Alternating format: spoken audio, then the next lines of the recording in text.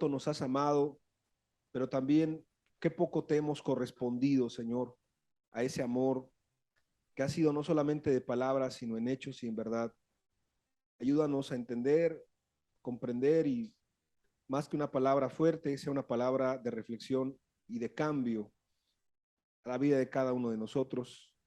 En tu nombre, que es sobre todo nombre, Señor Jesús. Amén y amén. Pues en esta serie de pláticas que estamos teniendo del amor, hemos querido tomar un pasaje de la Escritura y de ahí viene el título de la enseñanza. La enseñanza se titula Has dejado tu primer amor. Has dejado tu primer amor. Y a lo mejor del ejemplo con el que voy a comenzar puede ser muy doloroso para algunos, puede ser desconocido para otros o puede ser muy conocido para otros, lamentablemente. Y el ejemplo es el típico, sin ponerle un nombre, de un hombre y una mujer que han jurado votos en el matrimonio. Matrimonio que es algo tan valioso, tan importante, que no es un contrato social, que no es un papel, que no es un título, que no es una moda, ¿no? O sea, se utiliza como moda hoy como algo anticuado, ¿no? Inclusive ni siquiera como que es de moda casarse, sino como que la moda es no casarse, eso es lo que es la moda. Ya es anticuado el casarse, ¿no? La gente se junta, la gente tiene hijos, la gente tiene familia, y a veces cambia de pareja y vuelve a tener hijos y vuelve a tener otra vez otra familia y así, esa es la moda, más bien, no casarse, pero hablando como que el matrimonio es más que todo eso que estamos hablando, un hombre y una mujer enamorados, obviamente, nadie presionándolo de ningún lado, ni de un lado de los padres, ni del otro lado, ni por la sociedad, sino que ellos de mutuo acuerdo van y entonces, siendo adolescentes o siendo jóvenes, se casan, hacen una pequeña comida, convocan a los familiares públicamente, o sea, eso tiene que ver mucho con lo que es el matrimonio, es algo público, no es algo desconocido, no es algo en lo oculto, sino que es algo público, ante la creencia que tengan, sean cristianos, católicos, judíos, lo que tú quieras. Ahí está una autoridad y está dando un mensaje o está haciendo una ceremonia. Y entonces de repente los dos se miran uno al otro y estando presente esa autoridad, estando presente ese testimonio, pero lo más importante, estando presente Dios, porque Dios está ahí, el hombre le dice a la mujer, yo te voy a amar y te voy a respetar por toda mi vida. Y le dice palabras hermosas, palabras de cariño, de aprecio. Y la mujer, pues como también es, pues también no se le da, ¿verdad? O más bien se le da mucho a la mujer, pues es emotiva y es cariñosa, pues puede derramar algunas lágrimas, también el hombre también, porque puede ser, y la mujer entonces le dice, pues yo también te juro que te voy a amar por toda la vida y entonces no te voy a defraudar y te voy a acompañar y te voy a ayudar y los dos están ahí muy emocionados y muy contentos. Yo te quiero decir que yo he tenido el privilegio, porque es un privilegio, de poder estar compartiendo en varias ya matrimonios y personas que evidentemente unen su vida delante de Dios, porque es delante de Dios que primeramente se hace ese pacto. Y en este ejemplo, pasando el tiempo, pasando los días, pasando las semanas, los meses, el primer año de mucha emoción, de mucha pasión, inclusive lo digo así, está estudiado, de muchas emociones, de mucho la luna de miel y los paseos y las vacaciones y los planes y los propósitos. Y pasado el primer año y pasando después los demás años y cuando empiezan a venir los hijos y el cuerpo tanto de ella como de él empiezan a cambiar y las perspectivas y la visión y el objetivo y los sueños y los planes, de repente se presenta un tercero que lamentablemente no es que sea Dios, ¿no? Porque Dios siempre es el que debe estar en un matrimonio como la base, como la base sólida, como la firme ancla, como la roca de cimiento estable, como lo hemos compartido en muchas ocasiones, sino que entra un tercero en discordia. Pues que puede ser tanto una mujer como puede ser un hombre, porque eso no es nada más de que los hombres son adúlteros, porque también hay mujeres que pueden empezar con una vida que no le agrada a Dios. Y la palabra adulterio, yo sé que es una palabra muy fuerte, pero la palabra adulterio, cuando tú lo buscas en el diccionario, es simplemente como que rebajar, ¿verdad? Rebajar, por eso dice, cuando no compres bebidas adulteradas, ¿verdad? Rebajadas, porque ya tienen menos calidad, y entonces cuando la relación entre el esposo y la esposa ya no es tan buena, pues el esposo empieza a tener ojos para otras mujeres o la esposa empieza a tener ojos para otros hombres, porque hay descuidos en ambas partes, porque el hombre ya no es atento, porque ya no es cariñoso, porque el hombre ya no procura a la mujer o porque la mujer simplemente también ya no le importó, porque la mujer viendo los maltratos, viendo pues la forma desenfadada en la que lo trata el otro, pues ya empieza a ver por otros lugares, ya no le presta atención, ya no le dice palabras bonitas, hermosas. Y es una historia que por más trillada que suene, sigue pasando en nuestros días. Y un reclamo muy natural cuando la persona está en esos pleitos y en esos problemas, que te digo una cosa, lamentablemente son más esos casos los que he atendido a través de estos años, de gente que está a punto de divorciarse o gente que ya se divorció o gente que ya tuvo 2, 3, 4 familias y es algo muy lamentable. Y un reclamo cuando están peleándose airadamente, cuando están molestos y cuando están realmente aborreciéndose el uno al otro, peleándose por los bienes materiales, peleándose por los hijos y viendo cómo va a quedar la relación. Una cosa que es muy notoria es que ahí ya no hay amor. Ahí ya el amor brilla por su ausencia. Y entonces un reclamo, no pocos reclamos he escuchado así. Y eso es algo muy natural que tú y yo lo entendemos. Un reclamo muy natural es el que la mujer o el hombre le puede hacer a su esposo o a su esposa y entonces le puede decir es que tú ya no me amas como me amabas al principio. A lo mejor la persona ni siquiera sabe lo que está tratando de decir, pero lo que sale del fondo de su corazón es que ya no es lo mismo que antes. Es que ya no es de la misma intensidad, es que ya no hay ese aprecio, es que ya no hay esa intención, es que ya no hay ese cariño, ¿verdad?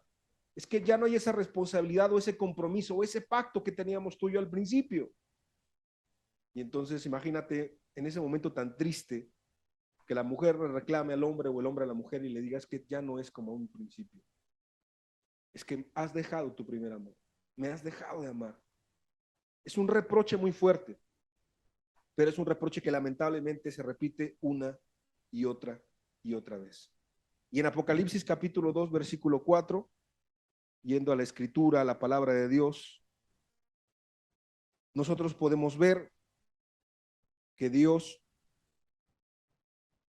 le habla a una iglesia, que vamos a estudiar un poco de ella el día de hoy, estas palabras, a una iglesia, a una comunidad, a un tipo de persona, a un tipo de corazón. Apocalipsis capítulo 2, versículo 4.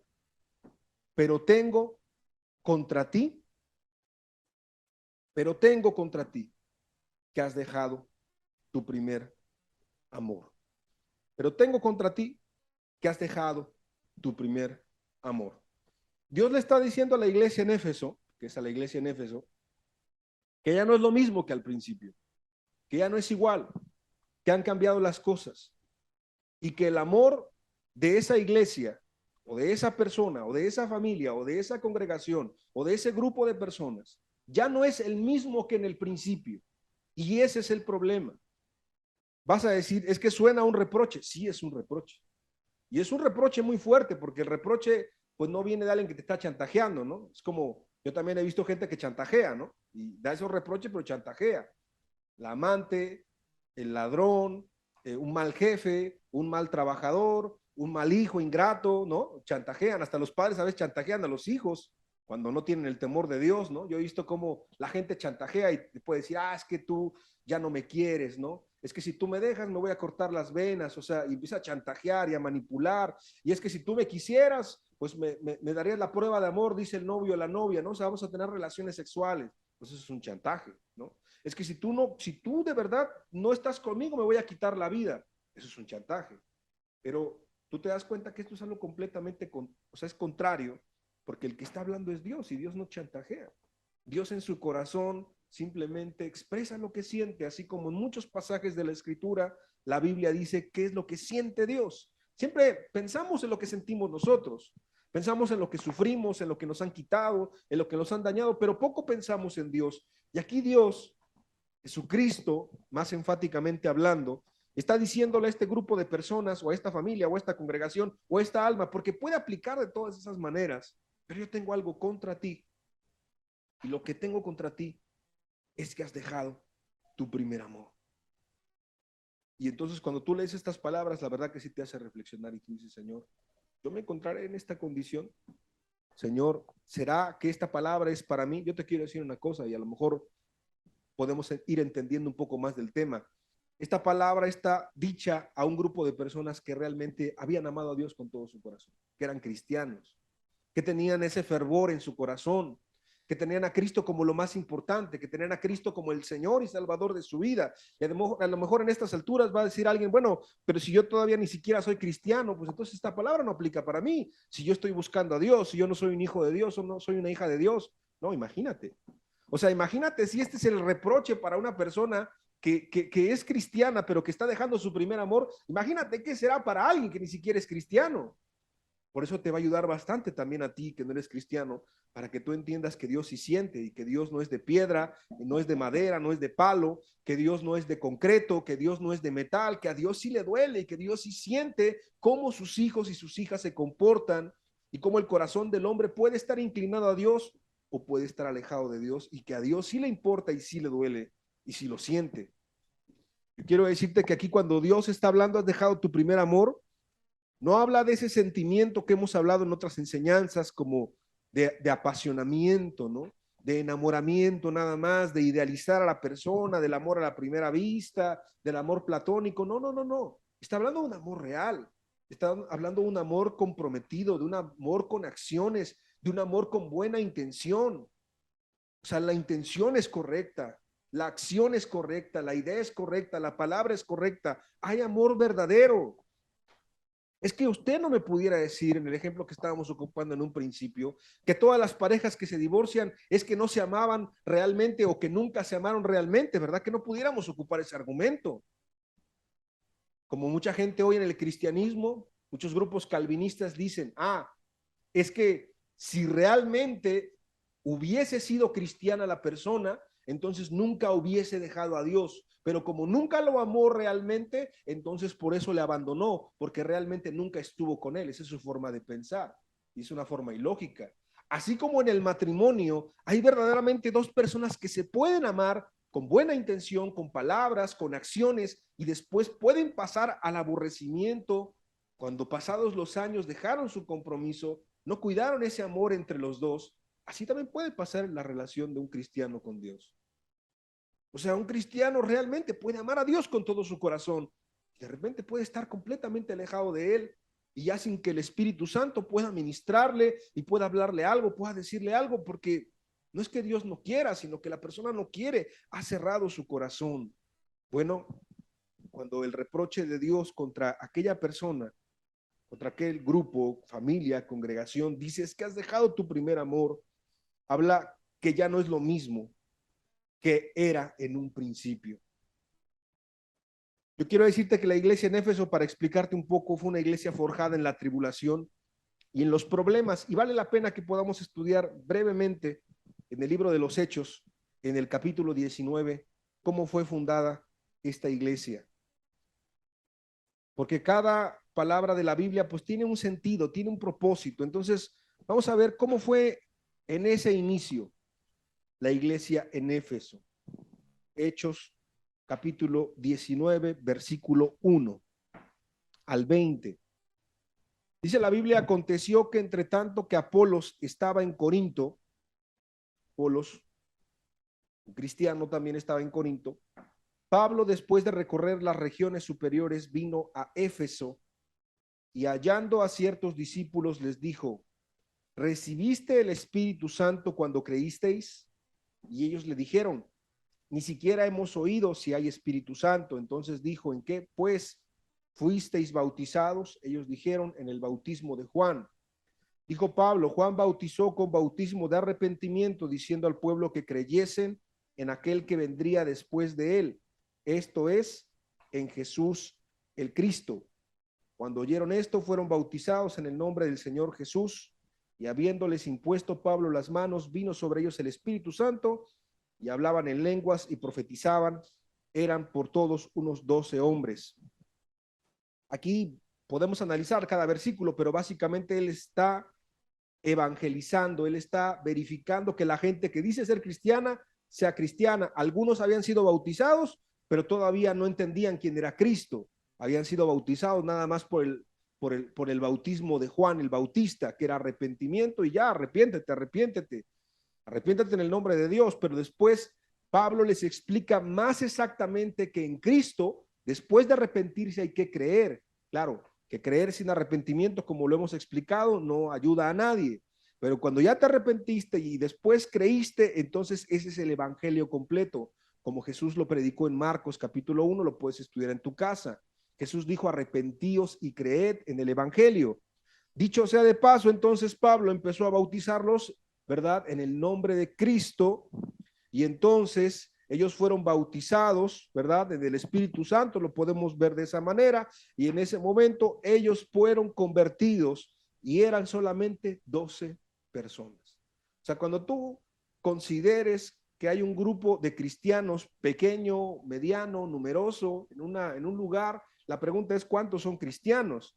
Y de 12 personas cristianas, empezó una iglesia y empezó algo tremendo que tú vas a leer un poquito más adelante en todo el libro de los Hechos, en el capítulo 19, y la verdad que la historia está muy, muy bonita. Yo te invito a que la leas con calma en tu casa, pero seguimos leyendo. Y entrando Pablo en la sinagoga, donde estaban los judíos, tú recordarás que en la sinagoga solamente entraban los judíos, habló con denuedo por espacio de 3 meses. Ya había 12 hombres que eran salvos, que eran convertidos, que eran hijos de Dios, pero aparte Pablo empieza a hablar en la sinagoga por 3 meses, discutiendo y persuadiendo acerca del reino de Dios. Pero endureciéndose algunos y no creyendo, maldiciendo el camino delante de la multitud, se apartó Pablo de ellos y separó a los discípulos, discutiendo cada día en la escuela de uno llamado Tirano.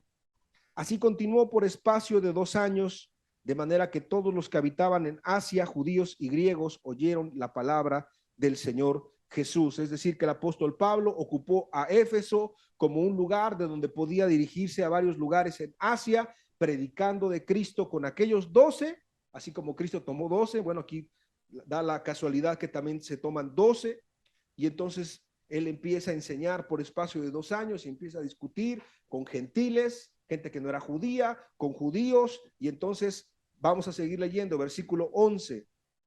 Y hacía Dios milagros extraordinarios por la mano de Pablo, de tal manera que aún se llevaban a los enfermos los paños o delantales de su cuerpo, y las enfermedades se iban de ellos y los espíritus malos salían. O sea, la verdad que había un poder impresionante en ese momento en la iglesia, había un mover del espíritu, y entonces la gente seguramente estaba jubilosa y estaba glorificando el nombre de Dios. Versículo 13. Pero como en todo siempre hay persecución, siempre que venga algo de Dios, siempre que Dios quiera darte una bendición a ti, a tu familia, a una congregación, a una iglesia, va a haber persecución, va a haber dificultad, eso es natural. Pero algunos de los judíos exorcistas ambulantes intentaron invocar el nombre del Señor Jesús sobre los que tenían espíritus malos, diciendo: os conjuro por Jesús, el que predica Pablo, ¿no? Imagínate, hasta ellos querían predicar en el nombre de Jesús. Y había 7 hijos de un tal Esceva judío, jefe de los sacerdotes, que hacían esto. Pero respondiendo el espíritu malo dijo: a Jesús conozco y sé quién es Pablo, pero vosotros ¿quién sois? ¿Quiénes son? No los conozco. Y el hombre a quien estaba el espíritu malo saltando sobre ellos y dominándolos, pudo más que ellos, de tal manera que huyeron de aquella casa desnudos y heridos. Y eso fue notorio a todos los que habitaban en Éfeso, así judíos como griegos, y tuvieron temor todos ellos, y era magnificado el nombre del Señor Jesús. Y muchos de los que habían creído venían confesando y dando cuenta de sus hechos. Asimismo, muchos de los que habían practicado la magia trajeron los libros y los quemaron delante de todos, y hecha la cuenta de su precio, hallaron que era 50,000 piezas de plata, y así crecía y prevalecía poderosamente la palabra del Señor. O sea, una iglesia que fue fundada en un puñado de gente, gentil, muy probablemente muchos han estudiado, de los gentiles se pasó a los judíos, y cuando tú sigues leyendo este capítulo 19, te das cuenta que inclusive algunas personas influyentes se convirtieron al cristianismo. Entonces, la gente que se había convertido ahí eran judíos, gentiles, gente que había sido maga, hechicera, o sea, de lo peor de la sociedad, y gente influyente, de todo se convertía. Y entonces era poderosa la palabra de Dios y el Espíritu Santo, la verdad, se manifestaba y hubo persecución. Lo vas a leer más adelante en tu casa, del versículo 23 al versículo 41. Se hace un alboroto, se hace un problemonón, pero ahí así es como empieza a fundarse esta iglesia en tan solo 2 años. Una iglesia de donde no había nada, de donde no había nadie, donde parecía una casualidad que había un Apolos por acá y un Pablo por acá, y se encuentra unos y empieza a predicarles, así como te puedes encontrar a alguien en la calle, de repente empieza a hablar de la palabra y de Cristo y te das cuenta que entiende ciertas cosas, pero no entiende todas las cosas. Ahí puede haber allá afuera muchas personas que solamente tiene que mostrárseles más exactamente el camino, o pueden estar en el camino, pero simplemente no te has encontrado con ellos. Y de repente cuando empiezas a hablar, te das cuenta que tienen similitudes. Yo hace tiempo me acuerdo que platiqué con una mujer, con una chica, la cual tenía problemas en su congregación, porque en su congregación había muchos pecados y había muchas cosas que estaban mal y cosas incorrectas. Y ella cada rato iba con el pastor y le decía, eso está mal, eso es pecado, eso no está bien, eso no le agrada a Dios. Y le decía, no, hermana, no, tú no te metas en problemas, tú no juzgues a nadie, tú siéntate y sigue así, tú ama a Dios. Y la verdad que la hermana no se metía en los problemas de aquellas personas. Pero otra vez volvía a haber problemas y dificultades, e iba y hablaba, y era como una piedra en el zapato, ¿verdad? De aquellas personas hasta que ya la corrieron. Ya se cansaron, la corrieron, y entonces el día que yo la conocí, estaba triste, dice, no, es que me corrieron de mi iglesia. Le digo, ¿por qué? No, pues porque yo señalé estos pecados, estas faltas, y nunca me dieron respuesta, nunca me dieron solución. Entonces la hermana al día de hoy, gracias a Dios, está en alguna parte de la República y sigue siendo cristiana. Ya han pasado probablemente más de 10 años y ella sigue caminando con Dios. ¿Qué pasó? Pues ella estaba en el camino de Dios. Simplemente es que no nos habíamos encontrado. Yo estoy convencido de eso. Hay mucha gente que puede ser cristiana en el mundo porque entiende que Dios no es una religión y entiende que Dios realmente se tiene no solamente aquí en la mente, sino también en el corazón, y que es cristiano una persona de lunes a domingo, y que es cristiano alguien en el trabajo y en la escuela y donde quiera que vaya es cristiano, no tiene que ser nada más en la congregación. Y hay mucha gente, también estoy convencido, que le falta entender algo. A lo mejor están como estos que nada más entendían el arrepentimiento. Hoy lamentablemente está al revés. Hoy mucha gente cree lo que es la fe, dice que quiere seguir a Cristo, dice que quiere amar a Cristo, entiende el sacrificio de Cristo intelectualmente, pero no se han arrepentido. Es decir, no están completo el evangelio en su vida. O están arrepentidos. Conozco gente que puede estar arrepentida. En alguna ocasión conocí a unas personas que se ve que están arrepentidas. No quieren pecar, hacen esfuerzos grandes para no pecar, oran bastante tiempo para no pecar y se esfuerzan en no pecar y leen y estudian bastante la Biblia para no pecar. Lamentablemente no entienden la gracia de Cristo todavía. Bueno, les falta el evangelio completo, es arrepentimiento y es fe. Pero puede haber mucha gente que ahí falta para completar esa palabra. Y así Pablo pareciera como una casualidad, te decía, pero no es casualidad. Sabemos que en Dios es algo que es perfecto, ¿no? La obra de Dios es perfecta. Y yo quiero decirte, amado hermano, amada hermana, que si tú de repente puedes decir, bueno, ¿y qué más querrá Dios de mi vida? ¿Qué más querrá Dios de mi comunidad, de este lugar, de Veracruz, por ejemplo, o allá en Colombia o en México? Yo quiero decirte que uno solo, dice la Escritura, uno solo hace huir a 1000 y 2 a 10,000. Eso quiere decir que un solo cristiano puede ser una fuente de bendición donde quiera que esté. Y de repente van a ocurrir estas casualidades, que no son casualidades, ya lo comentamos.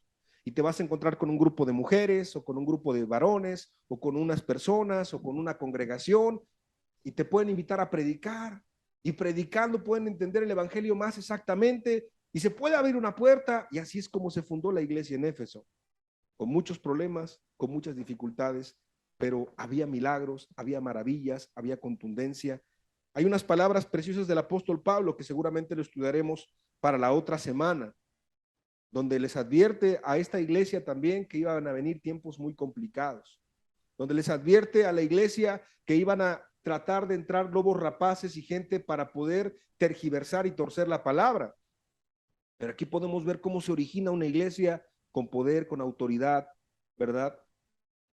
Fundamentada en la palabra de Dios y el Espíritu Santo, con un hombre que estaba comprometido como Pablo, y con una comunidad, con un grupo de hermanos, porque eran poquitos, eran 12, pero esos 12 hicieron temblar a ese lugar. ¿Por qué? Porque amaban a Dios, porque se amaban entre ellos seguramente, porque había un compromiso, porque conocían a Cristo, porque su vida dependía de eso. O sea, una persona para ser cristiana en aquellos tiempos no era nada más de que voy a la iglesia y ya, me congrego un rato, ese es mi compromiso. No, su compromiso era grande, su compromiso era grande entre ellos, su compromiso era un compromiso de decir, bueno, y si le pasa algo a mi hermano o a mi hermana, yo voy a ver qué hacer por él, voy a apoyarlo lo más que pueda. Había un compromiso tal, había un amor tal, que entonces Dios se agradó. Mucha gente puede pensar que solamente porque estaba el apóstol Pablo ahí hubo algo grande. Entonces la gente siempre tiende a pensar, bueno, si hubiera un gran predicador o hubiera un gran pastor en un lugar, entonces hay grandes cosas. Y no es así. El que es grande es Dios. Y Dios es el que influencia en todos los demás. Sí, el predicador es un elemento nada más, es un miembro más de la iglesia, tiene una función, pero la iglesia tiene una función todavía mayor, que es, como hemos estado hablando hasta el día de hoy, de amarnos los unos a los otros. Ahora, ¿por qué estoy convencido? Y tú vas a decir, hermano, pero aquí en la Biblia, pues no dice en ningún momento y en ningún lugar que se amaran así como tú estás diciendo. Bueno, sí lo dice, lo acabamos de leer en un principio. Cuando Cristo, que no miente, le dice a la iglesia en Éfeso, has dejado tu primer amor, lo que quiere decir es que esa iglesia sí se amaba. ¿Te das cuenta? O sea, a lo mejor por cuestión de tiempo, en Hechos capítulo 19, no te dice exactamente cómo vivían todos, pero en Hechos capítulo 2 sí te dice que en un principio la iglesia en general, en cada lugar en donde había una iglesia cristiana, donde se decía que se amaba a Cristo, había dos características importantes. Una, todos los días se veían, todos los días. Yo a veces me quedo pensando, ¿por qué partían el pan todos los días? Imagínate una iglesia perseguida, una iglesia pobre, una iglesia que no tiene. Empieza a vender sus propiedades no para dárselos a los pastores ni a los líderes, sino para que hubiera comida entre todos, para que no hubiera necesitado entre el pueblo, para que no hubiera gente que no tuviera que comer, que tú dijeras yo tengo mucha comida y el otro se está muriendo de hambre. Entonces para eso vendían sus propiedades, vendían sus pertenencias, había un amor práctico, se juntaban todos los días y todos los días oraban y todos los días alababan a Dios y todos los días hablaban de Dios y todos los días comían juntos. Eso es una característica que tenía la iglesia de los hechos. Todas las iglesias en un principio cuando Cristo se va. Y la otra, que lo hacían con sencillez de corazón, sin pretensión. Es decir, no lo hacían para hacer una iglesia grande, no lo hacían para ser conocidos, simplemente lo hacían porque esa era su vivencia diaria. Entonces, seguramente esa vivencia también fue la vivencia de la iglesia en Éfeso. Por eso, cuando en el Apocalipsis Cristo le dice a la iglesia, es que tengo algo contra ti, algo. Has dejado tu primer amor, es que necesariamente la iglesia tuvo que vivir de esta manera, amando a Dios por sobre todas las cosas y a su prójimo como a sí mismo. ¿Qué pasó? Lo dejó de hacer. Por alguna razón empezó a leudarse eso. Claro, Pablo tuvo que irse, porque Pablo estuvo 2 años nada más, pero Pablo tenía que irse a otro lugar, no podía estar ahí para siempre, porque era necesario que los demás crecieran, era necesario que los demás maduraran, era necesario que tomaran compromiso. Y ese es el problema de nuestros días. El problema de nuestros días es que la gente depende de los otros y quiere que otros hagan lo que él tiene que hacer. Yo no puedo hacer lo que tú tienes que hacer y tú no puedes hacer lo que yo tengo que hacer. Yo puedo criar a mi familia, a mis hijos, yo puedo estar con mi esposa, yo puedo amarla, yo puedo respetarla, pero eso tú no lo puedes hacer por mí. Así como yo no puedo amar a tu familia por ti, cada quien tiene que hacerlo. Cada quien tiene un compromiso. A veces la gente dice, hermano, por favor, vaya a orar por mi enfermo porque se está muriendo. Y digo, híjole, pues, estoy un poco lejos. Si puedo, llego. Pero es que se está muriendo, en serio se está muriendo. Pues ore usted por él. O sea, el mismo Espíritu Santo que está en mí, está en ti. El evangelio que yo tengo, tú lo tienes. Lo que yo sé, tú lo sabes. Todos sabemos que hay que arrepentirse, ¿sí o no? Todos sabemos después que es creer en Jesús, todos lo sabemos. Pero es que no será que él tiene algo especial, que algo tiene mágico, es que él predica muy bien, es que él toca muy bien, es que él tiene dones, es que él tiene carismas, es que él tiene talentos. Ahí la dice que tú pidas y que él te dará. ¿Te hace falta? Pídeselo. Es que no soy cristiano, pues conviértete. Es que como usted es cristiano y yo no soy cristiano, entonces yo no puedo predicarle a mi madre. Pues está bien, eso es correcto. O sea, sí podemos orar, lo hacemos con amor, pero creo que Dios te está diciendo algo a ti, conviértete. Es que mi padre está enfermo, pues conviértete tú también. Esa es tu responsabilidad. Hace poco le dije a unas personas, no sé si les gustó o no, pero eso era importante decírselos a un grupo de personas en cierta comunidad aquí de Veracruz. Y yo les dije algo, miren, yo no sé si los vuelvo a ver, les prediqué y les compartí y les dije, pero es su responsabilidad lo que pasa en este lugar. Si ustedes no son cristianos, es su responsabilidad. ¿Por qué? Por algo muy sencillo, porque ustedes son de aquí, les dije. Porque las costumbres de aquí ustedes las conocen, porque la cultura de aquí ustedes la conocen, porque el entendimiento de cómo es la gente de aquí, porque ustedes saben cómo tratar a una persona de aquí, porque ustedes saben cómo hablarle, ustedes saben cómo llegar, ustedes saben qué hacen, porque ustedes son de aquí. Entonces no puede ser mi responsabilidad más que tu responsabilidad. Lo mismo con nuestra familia. ¿Quién conoce más a la familia que nosotros? ¿Quién conoce más a tus hermanos? ¿Quién conoce más a tus primos? ¿Quién conoce más a tus tíos? ¿Quién conoce más a tus abuelos? Pues tú. Entonces esa es nuestra responsabilidad. ¿Y estas personas qué crees? Entendían tanto su responsabilidad que yo estoy seguro que no solamente era el trabajo del apóstol Pablo ahí, sino que era el trabajo de la iglesia en conjunto. Por eso el reclamo de Cristo es a la iglesia. Pablo ya ni estaba ahí. Pablo ya no estaba en Éfeso, es obvio. Cuando la iglesia estaba caída, cuando la iglesia se había deslizado, cuando la iglesia ya no tenía ese primer amor, Pablo ni siquiera estaba ahí. Solamente la Biblia nos da el registro que Pablo fue el que tuvo el privilegio de fundar esa iglesia. Yo te digo algo, los hombres vamos y venimos. El que te predica va y viene. ¿Por qué? Porque Dios no puede mover, porque se puede morir, ojalá que no, puede caer, pero Dios siempre tiene un remanente en cada lugar. Es la responsabilidad de cada iglesia. Hace poquito hablaba de ese tema también con otro grupo de personas. Y cómo me bendijo el tema de la responsabilidad. Y me acordaba de ese texto que David fue fiel a los de su generación. O sea, David fue fiel a los de su generación. A David le tocó ser hombre, le tocó ser responsable. O sea, hombre en el sentido de varonilidad, como dice la Biblia, ¿no? Es hombre, obvio que era hombre, ¿no? Pero ser varonil, de acuerdo a la escritura, es que puedes tomar tu responsabilidad, esa actitud que Dios tiene. Una madre puede tener esa responsabilidad y dice, pues es que aquí están mis hijos y hay necesidad y mi esposo no quiere trabajar y es un holgazán y es un bueno para nada, pues me toca a mí, es mi responsabilidad, yo tengo que hacerlo. Y otra dice, no, lloro porque no tengo un esposo y porque mira, y entonces, pues, ¿qué me va a ayudar? Y que me ayude el gobierno y que me ayuden los demás. No, la persona que es responsable dice, a ver cómo le hago, pero Dios me va a ayudar. Y si tiene fe y si tiene principios, ¿qué crees? Que Dios sí le ayuda. Y después entiende años más adelante, qué bueno que no me quedé con esa persona, porque esa persona hubiese dañado a mis hijos y esa persona los hubiese maltratado. Y si los está maltratando, pues ¿qué haces ahí? ¿Cuántos casos hay así? Porque alguien no quiere tomar su responsabilidad. En este caso que te comento, la mujer no quiere tomar su responsabilidad. ¿Cuántos casos de varones que no quieren tomar su responsabilidad?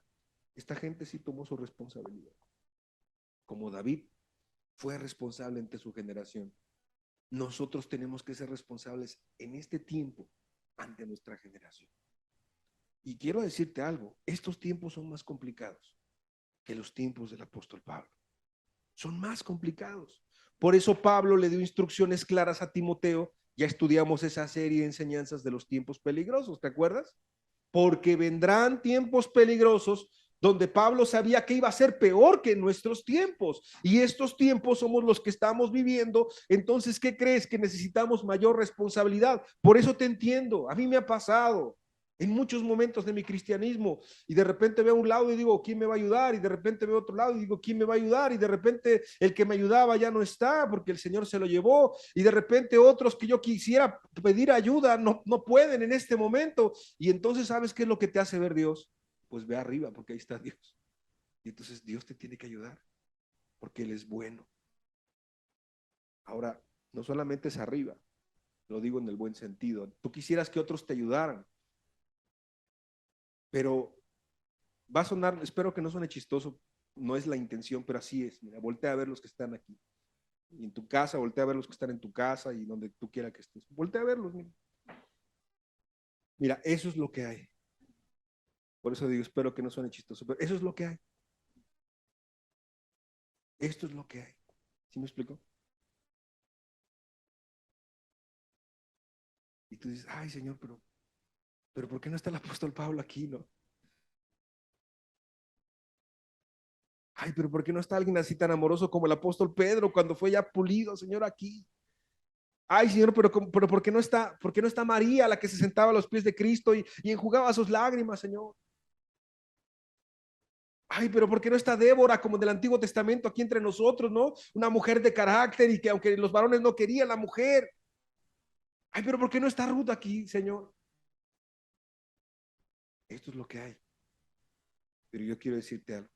Cada uno de esos que te estoy mencionando, Daniel, David, Pedro, José, era gente como nosotros. Era gente con problemas, era gente con dudas, era gente con miedos, era gente con complejos hasta ciertos momentos de su vida. Como Moisés, era gente con problemas en su corazón en un principio, hasta con pecado. Dios tuvo que tratar con ellos y limpiarlos para utilizarlos. Gedeón, con miedos. Entonces, cuando tú hablas de la iglesia en Éfeso, no creas que era gente diferente a nosotros. Por eso te mencioné el grupo de personas. Eran judíos, eran gentiles, eran magos, eran hechiceros y gente influyente. ¿Qué sería lo similar en nuestros tiempos? Un judío, alguien que ya tenía un conocimiento religioso. ¿Quiénes de nosotros venían de una religión? A ver, levante su mano. Ahí está, lo que representa a los judíos de ese tiempo. ¿Quiénes nunca habían ido a una iglesia cristiana antes de esto? Nada cristiano que supieran. A ver, levante su mano. Ahí están los gentiles. O sea, en el sentido de lo que estamos representando. No levantes tu mano, pero yo sí puedo levantarla. ¿Quién era el mayor o con pecados graves? Eso de mago, hechicería, compáralo con la fornicación, compáralo con el robo, compáralo con el ser traidor, compáralo con ser asesino. O sea, esto es terrible, ser un mago, un hechicero. ¿Has visto a la gente en la calle que tiene su barba así, que están todos así como gadarenos? O sea, algo así, algo terrible. Yo sí levanto mi mano, el mayor de todos los pecadores, dice Pablo. O sea, ¿qué era la iglesia en Éfeso? Pecadores, muy pecadores, y gente que había sido religiosa pero no conocía a Cristo.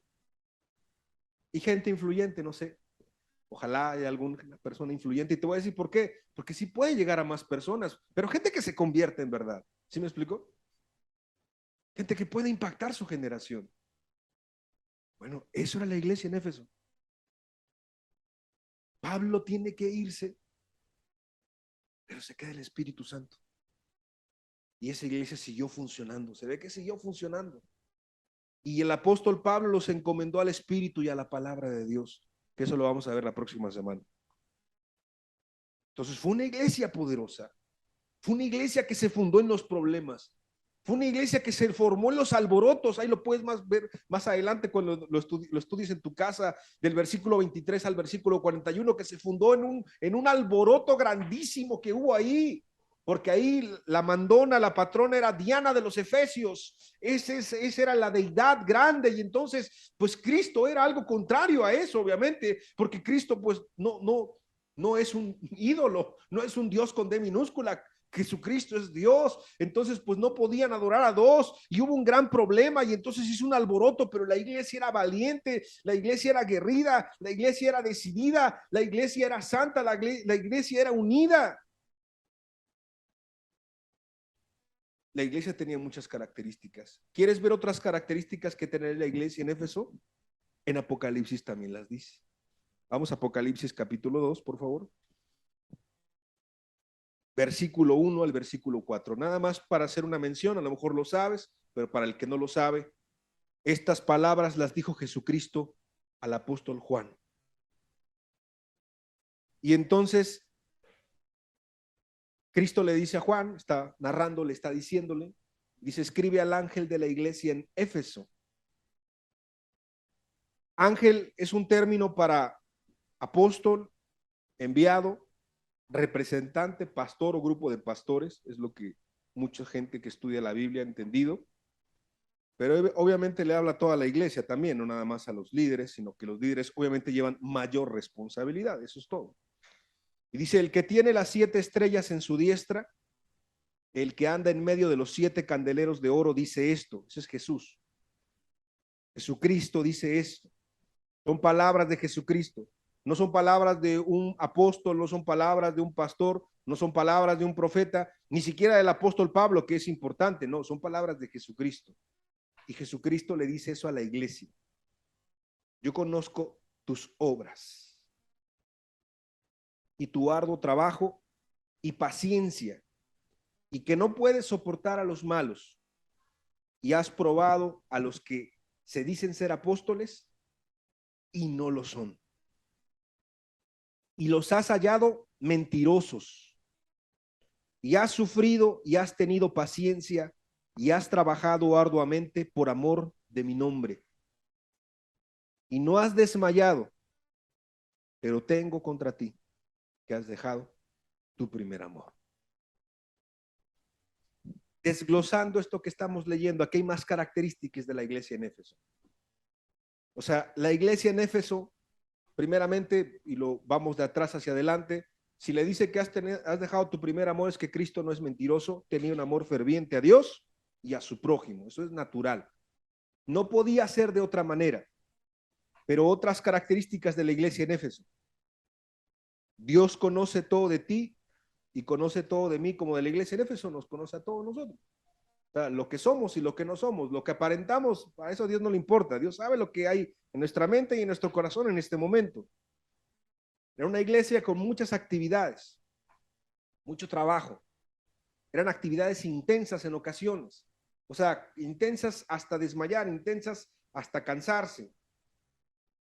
Era una iglesia que tenía un celo por no permitir lo pecaminoso, por no permitir lo incorrecto, por no permitir la injusticia, por pararse por la verdad, por pararse por el necesitado, por el huérfano, por el desvalido, por el que menos tenía, por el que se le estaba cometiendo una injusticia. O sea, se indignaba.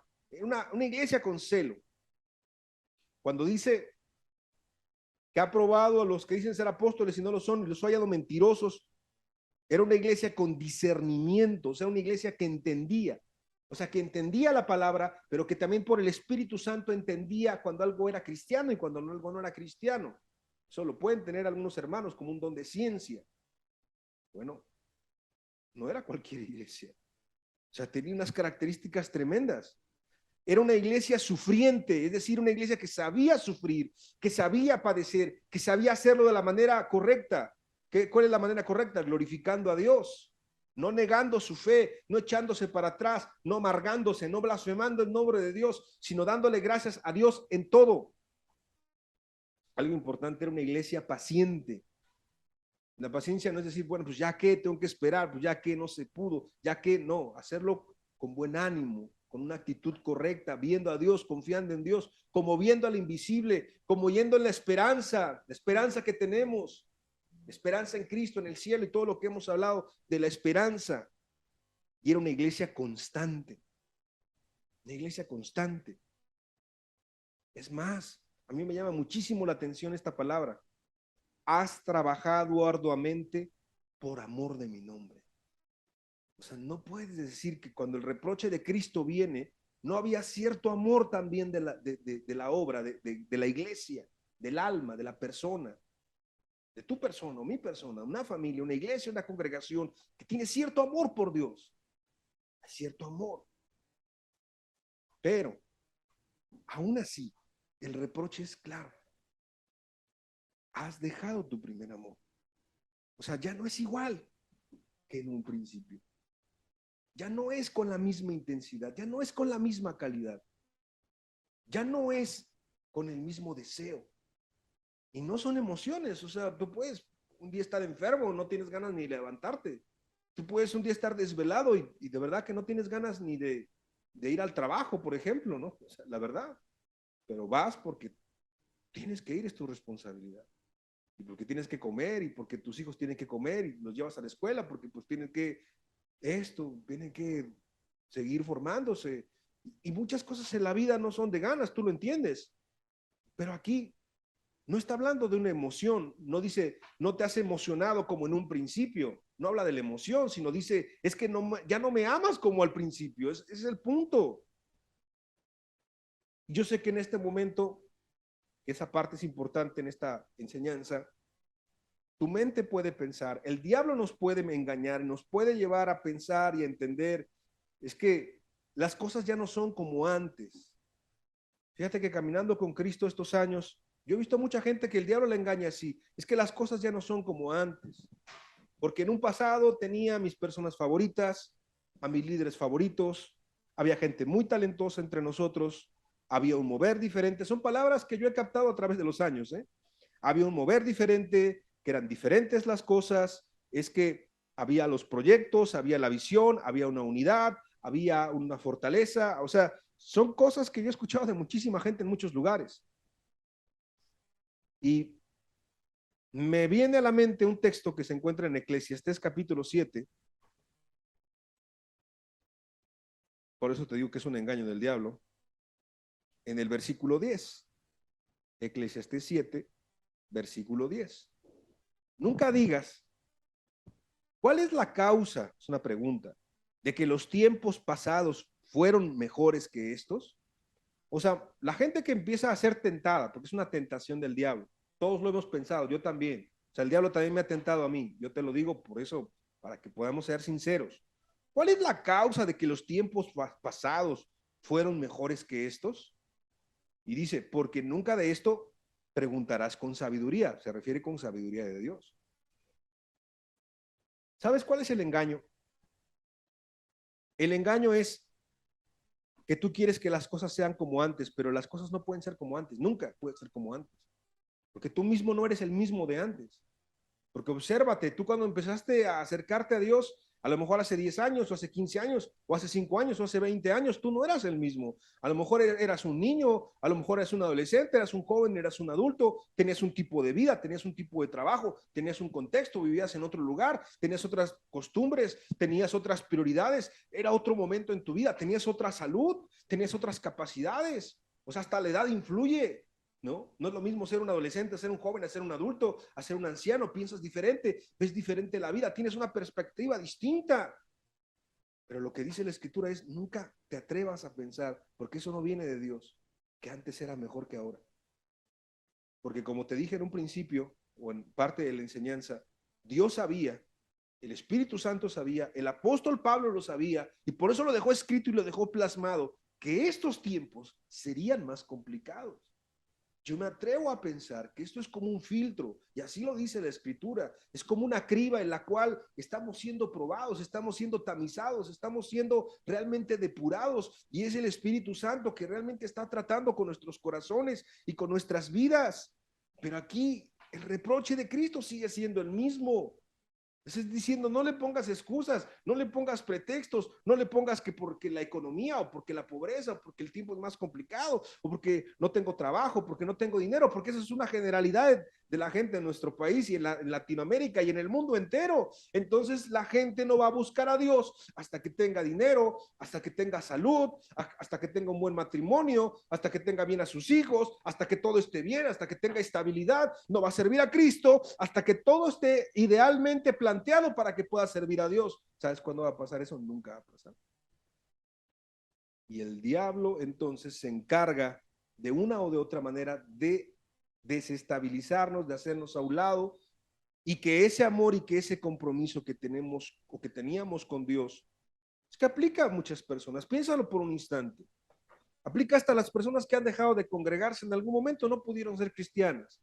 Intentaron buscar a Dios de una manera, de otra manera, de otra manera, no pudieron, no han podido. Ponen excusas, ponen pretextos. O sea, ponen muchos pretextos.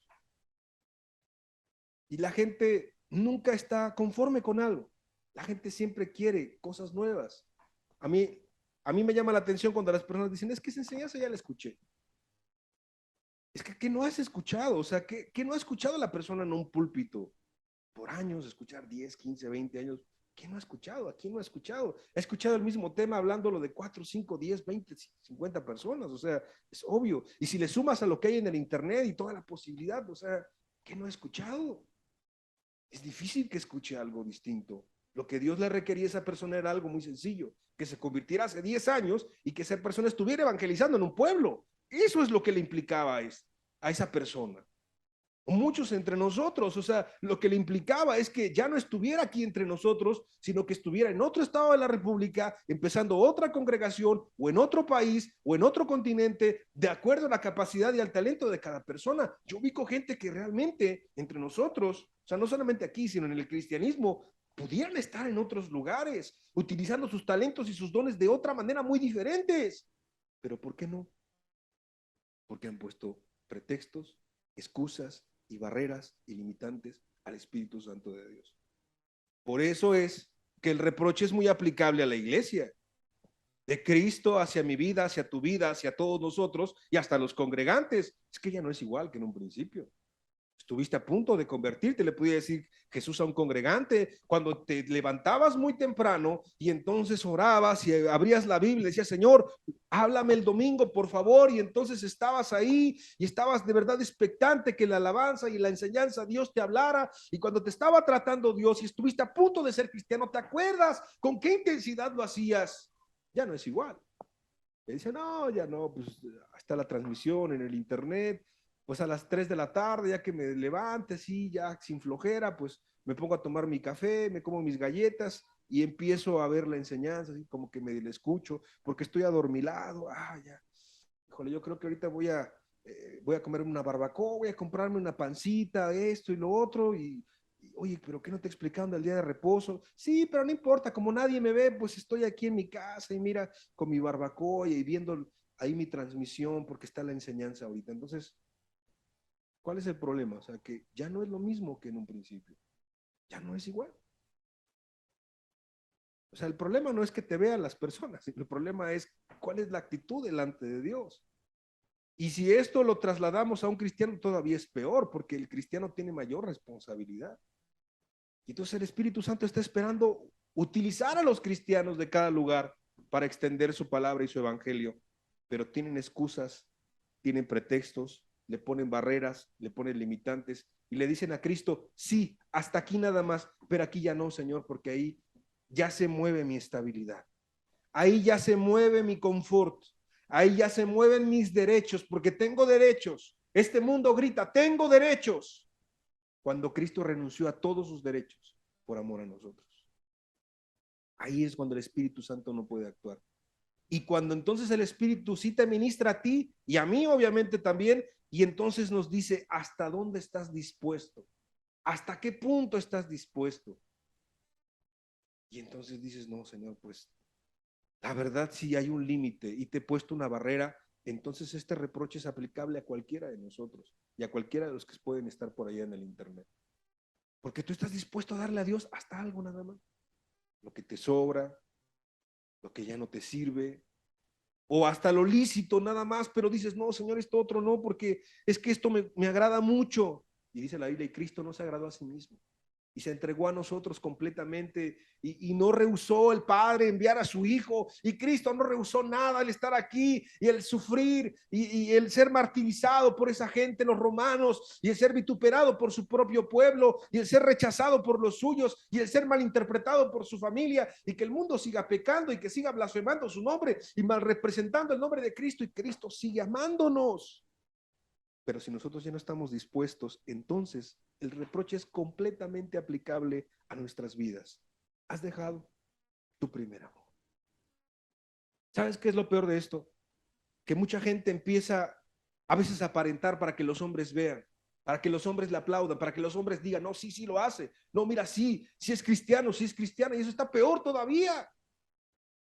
Porque es exactamente como dice el apóstol Pablo, das tu cuerpo para ser quemado, repartes tus bienes para hacerlo delante de los pobres, pero no es con la intención correcta, es para ser aplaudido, es para ser visto, es por remordimiento, es por algo incorrecto. Cristo lo que está viendo en el corazón, pareciera que es algo tan claro que ahí no hay duda, ¿no? Porque cuando te puse el ejemplo al principio de dos hombres completamente imperfectos, un hombre y una mujer, que pueden ser egoístas ya los dos en algún momento, que pueden estar muy alejados del cristianismo, que ni siquiera pueden estar en una congregación si tú quieres, y un hombre le reclama a la mujer, es que tú ya no me amas como en un principio. Suena fuerte y es duro. Y ahí tú puedes a veces decir, bueno, quién sabe, ¿no? Eso es lo que dice él, está molesto, le dice eso él a ella, pero lo que no sabes es lo que él también le ha hecho a ella. ¿Sí me explicó?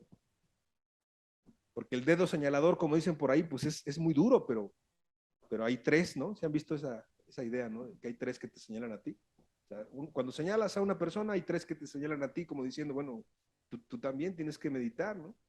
Y dice el hombre a la mujer, es que tú ya no te arreglas, es que tú ya no me quieres, es que tú mira cómo ya no te cuidas y entonces ya engordaste y no sé qué. Y el hombre está gordo también, y el hombre no se cuida, y es lo mismo. Entonces, sí me explico, o sea, es como de ambas partes. A lo mejor hablo algo un poco trivial, hablar de algo un poquito más serio en esto que estamos hablando, de este ejemplo. No, es que tú ya no tienes tiempo para mí, ¿no? Imagínate que el esposo le diga al esposo, es que tú ya no tienes tiempo para mí. Pues sí, pero el otro tampoco le invierte tiempo. Para él más importante su internet, más importante la televisión, más importante las redes sociales, los amigos, el fútbol y todo. ¿Sí me explico? O sea, ambos tendrían mucho que reclamarse y sería una plática infructuosa e interminable porque ya se amargaron desde hace 10, 15 años, nunca arreglaron nada. O sea, si no se entregan a Cristo, ese matrimonio va rumbo al fracaso. Claro que en Cristo hay una oportunidad si los dos se arrepienten. Si los dos se arrepienten, entiéndelo bien, cuando hay un divorcio, hablando de este tema y este ejemplo, con esto estoy concluyendo, cuando hay un divorcio, el problema es de dos, el problema no es de uno. Ah, es que él la engañó o es que ella lo engañó. Sí, pero ¿por qué lo engañó? No justificamos la falta. La falta es la falta, es pecado y es pecado delante de Dios. Pero ¿por qué pasó? A veces porque eligió mal la persona. Oye, pues no te das cuenta que se veía a todas las chicas en la calle, nada más les veía las piernas, les veía el cuerpo y todo. ¿Qué no te diste cuenta de eso? Ya lo hacía desde antes. ¿Por qué te casaste con él? Si no respetaba a las mujeres, no te respetaba a ti, ¿por qué te casaste con él? Tenía un problema, tenía adicción a la pornografía, tenía adicción a la televisión y todo. ¿Por qué no te diste cuenta? ¿Sí me explico? Lo mismo, es que esta mujer y que no sé qué, y que no te diste cuenta que esta mujer era así. Entonces, en estos problemas que son problemas complejos del matrimonio, podemos nosotros entender en este pasaje, que es lo que te quiero expresar, que ahí siempre va a haber justificantes de uno y de otro, pero con Cristo es diferente. Cuando Cristo viene y le dice a un corazón, tú has dejado tu primer amor, ahora nosotros, ¿qué le podemos decir a Cristo? ¿Me fallaste? ¿Me abandonaste? ¿Me dejaste cuando más te necesitaba, Señor Jesús? ¿No me diste lo mejor? No podemos decirle nada a Dios, ¿te das cuenta? O sea, en el caso del hombre y la mujer imperfecta, los dos pueden decirse muchísimas cosas que algunas serán ciertas y otras no, porque a veces ya nada más es ser hiriente en ese momento, ¿no? Pero ¿qué le podemos decir a Dios? Hay gente que se amarga contra Dios y le dice, no, es que Dios, tú permitiste esta maldad contra mí. Pero no entiende que Cristo también, cuando te hicieron esa maldad, Él sufrió y Él se le hicieron primero. Y Él lloró y sufrió y le dolió lo que a ti te pasó. Y Él lo sufrió primero que tú y lo sufrió aquí en la tierra también. Y Él siempre te ha acompañado y nunca te ha dejado y nunca te ha abandonado. O sea, por eso digo que en este punto no tenemos excusa, ninguno de nosotros. Aquí sí no podemos decirles que Dios, tú también. No, aquí nos quedamos callados. Y cuando Cristo nos dice es que tengo algo contra ti, algo. Fíjate que no dice muchas cosas, dice nada más tengo algo, una cosa tengo contra ti. Pareciera como le dijo al joven rico, ¿verdad? Una cosa te falta. Sí, nada más que le faltaba. Así como que le tocó en el clavo, le tocó en la fibra sensible a su corazón y lo desarmó. Yo espero que el Espíritu Santo nos desarme a todos nosotros el día de hoy y que nos diga cómo está nuestro corazón, nuestro amor, nuestra intención en cuanto a amar a Cristo como lo más importante. ¿Cuáles son los límites? ¿Cuáles son las barreras que a través de los meses, de los últimos o de los años tal vez le estamos poniendo a Dios? Por eso la obra no puede avanzar más. Por eso nosotros no podemos crecer más. Crecer no me refiero en cantidad, crecer en ser más como Cristo. Es que has dejado tu primer amor. ¿Cómo termina esta enseñanza? Apocalipsis capítulo 2, versículo 7, capítulo 5. Esto es precioso. Cristo nos ama tanto que ahí te deja la salida, enseguida te deja la salida. Recuerda, Recuerda, por tanto, de dónde has caído y arrepiéntete y haz las primeras obras, pues si no, vendré pronto a ti y quitaré tu candelero de su lugar si no te hubieres arrepentido. O sea, lo que Cristo está diciendo es que tú ya lo vivías, es que tú ya lo hacías.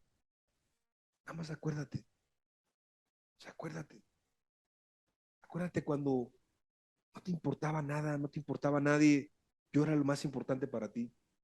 Acuérdate cuando no me ponías límites, cuando no me podías barreras, cuando no me decías hasta aquí, Señor.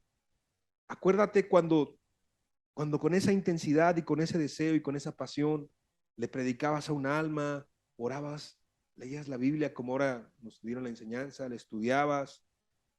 ¿Cómo, cómo era para ti una pasión? ¿Cómo para ti era algo prioritario? ¿Era para ti algo importante? Y si dice arrepiéntete porque no amar a Cristo como en un principio es algo pecaminoso, es algo incorrecto. Arrepiéntete, le dice.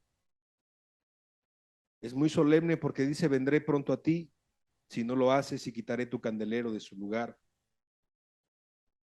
si no te hubieres arrepentido. ¿Quiere decir que el candelero sigue en su lugar? Pues sí, de alguna manera sigue ahí, pero se está apagando,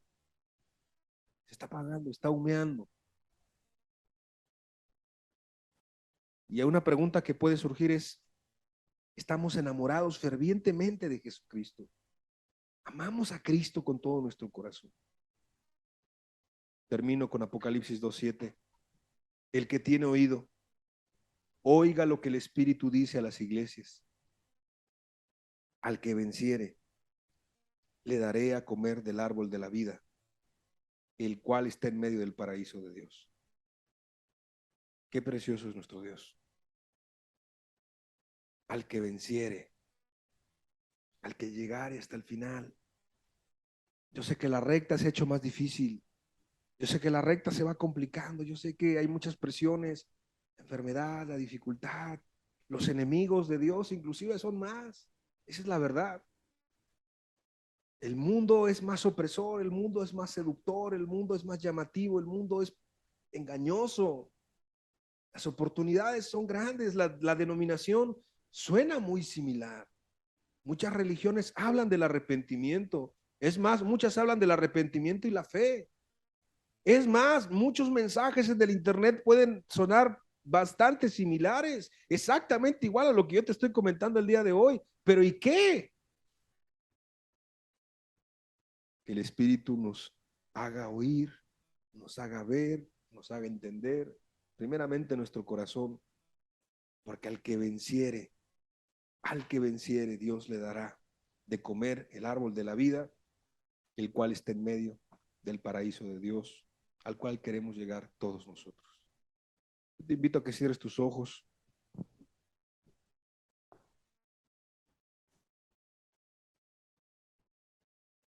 La verdad que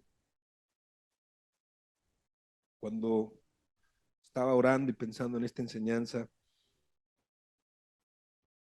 pensaba en mi matrimonio, pensaba en mi familia, pensaba en muchos de ustedes, los que conozco, pensaba en otros tantos más que están en diferentes lugares. Yo decía, Señor, ayúdanos. Somos una iglesia bien necesitada de ti. Señor, ayúdanos porque no son las obras, ni siquiera es el arduo trabajo, ni siquiera es hacer las cosas bien, ni siquiera es tener la doctrina, porque eso, Señor, no es garantía saber la doctrina en estos tiempos, Señor.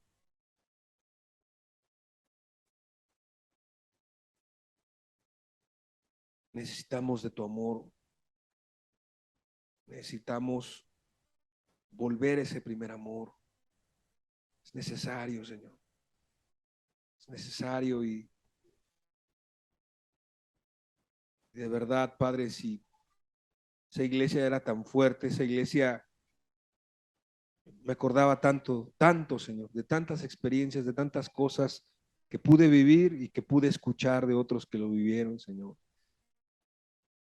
De esas denominaciones temblando cuando tu iglesia predicaba, de esos grandes expositores de tu palabra, de esos moveres del Espíritu, de esas campañas evangelísticas, de esas obras de misericordia enormes, grandes, de verdad impactantes. Es ahí cuando fui tentado al texto que leí diciendo, no habrá sido mejor el tiempo pasado, pero recordé algo, Señor, tú eres el mismo de ayer, el mismo de hoy, el mismo de todos los siglos. Señor. Tú prometiste estar con tu iglesia hasta el final. Tú prometiste que la gloria postrera iba a ser mayor que la primera, Señor. Y aquí estamos nosotros, Señor. Solamente quieres que te amemos como al principio, Señor. Solo quieres que nuestro amor a ti sea cada vez mejor, Señor. No que vaya disminuyendo, sino que vaya aumentando, Señor. No que vaya menguando, sino que se vaya haciendo más puro, se vaya haciendo más real, vaya madurando. A lo mejor no tiene tantas emociones como al principio, eso no importa,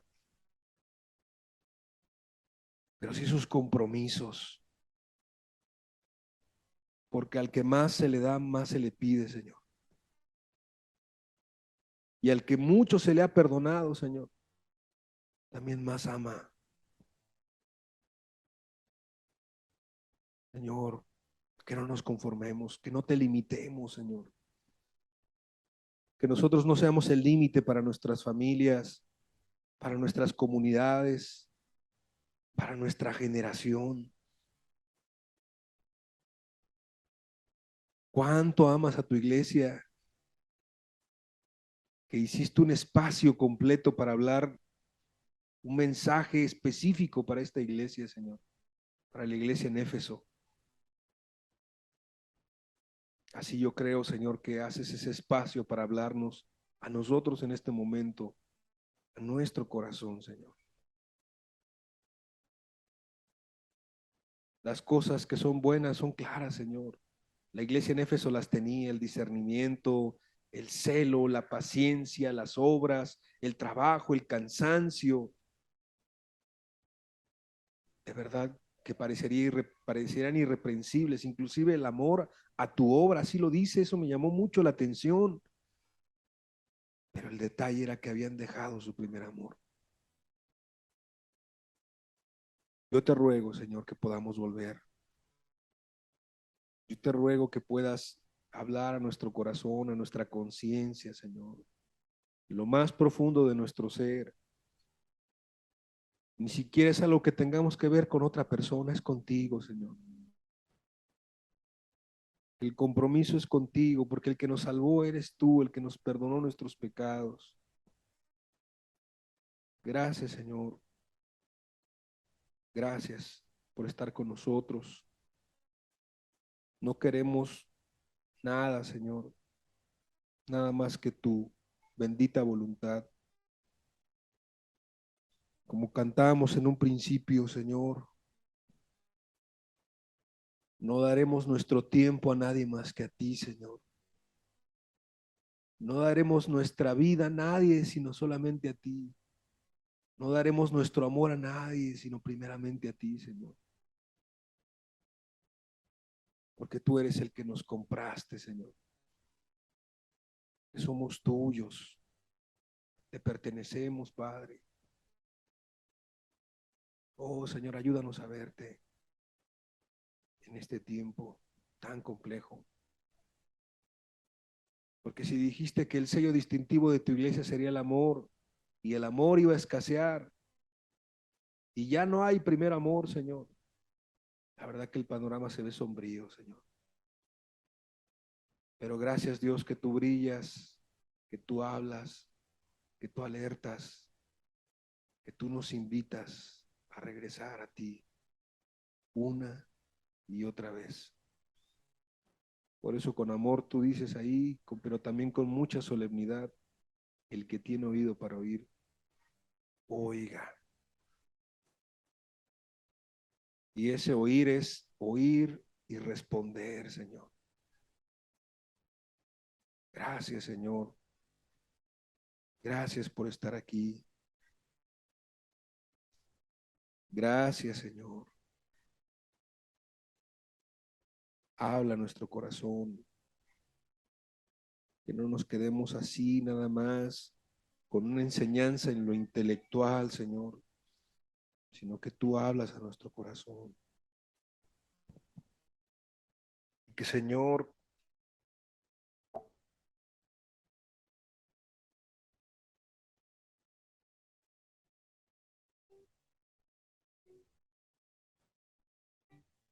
no tenemos que impresionar a nadie.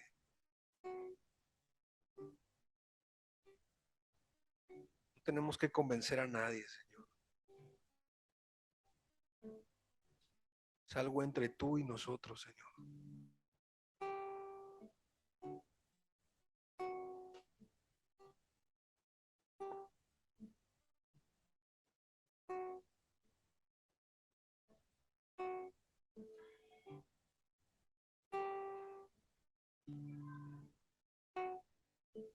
No daré mi vida a nadie más que a ti. No daré mi vida a nadie más que a ti. No daré mi vida a nadie más. No daré mi vida a nadie más. Porque solo tú me puedes sostener.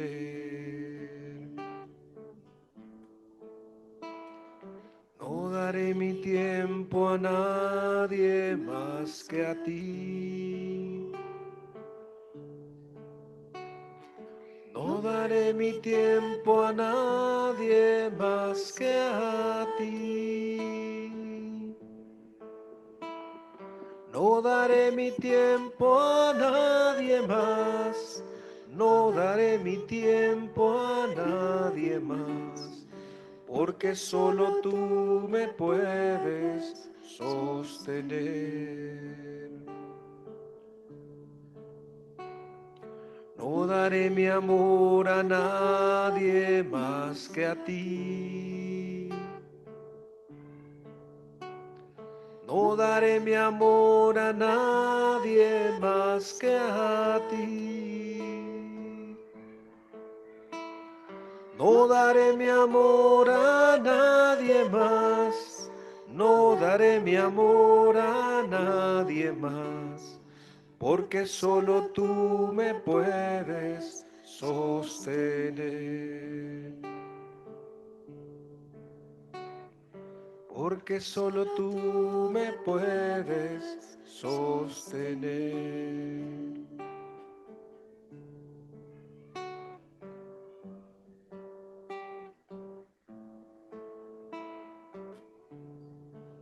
Así es, Jesús.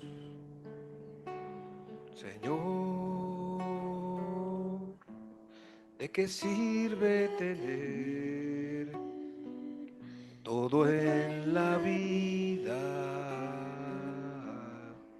si no estás tú? Señor, ¿de qué sirve tener todo en la vida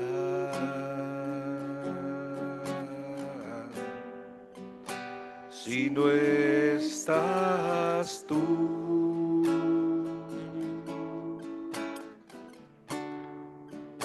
Si no estás tú, nada es verdad.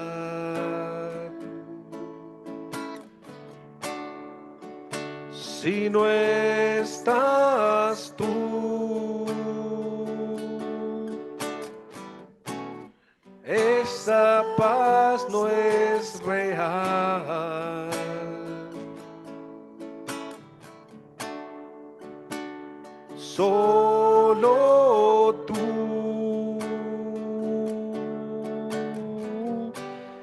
sacias el alma hambrienta.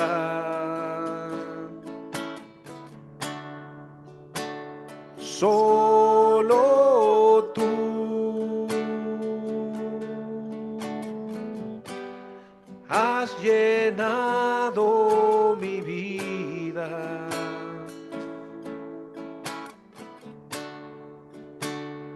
Porque tú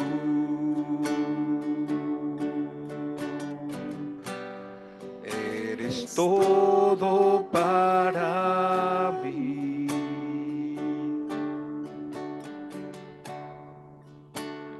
Porque tú eres todo para mí.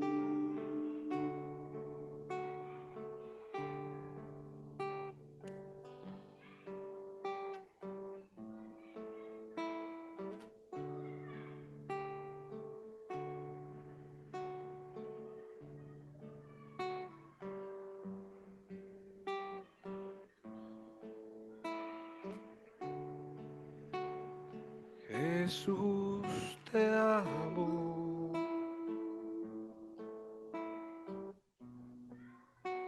Señor, te adoro. Mi luz, mi guía y mi fuerza. Mi Salvador, mi sanador,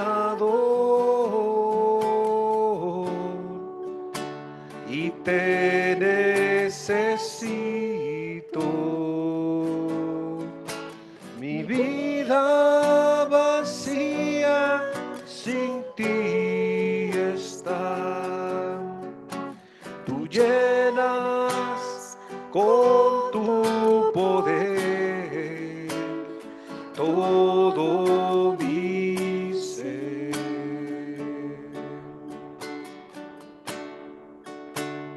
Jesús, te amo.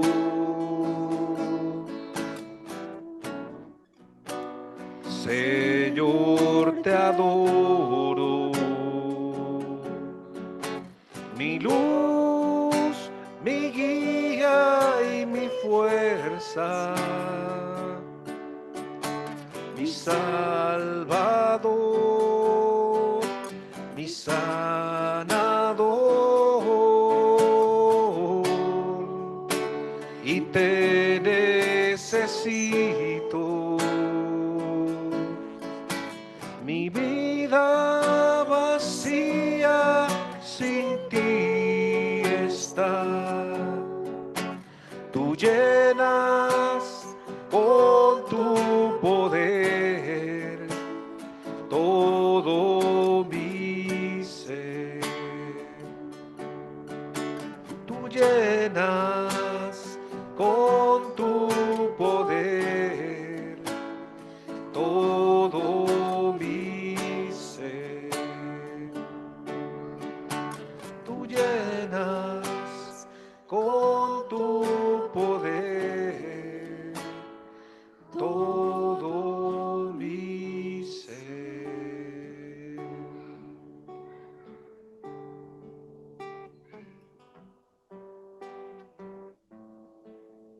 Ayúdanos, Señor, a llegar hasta el final.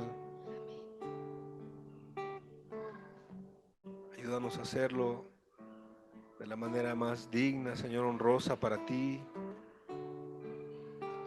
Guárdanos del pecado, guárdanos del apocamiento, de la tibieza, de la mediocridad.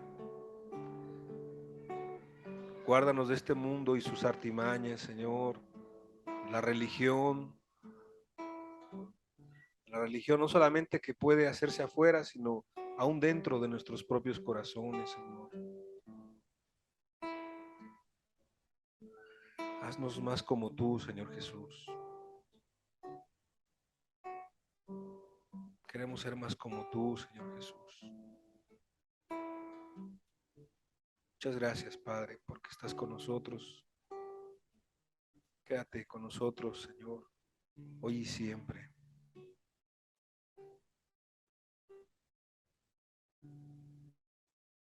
Amén, Señor.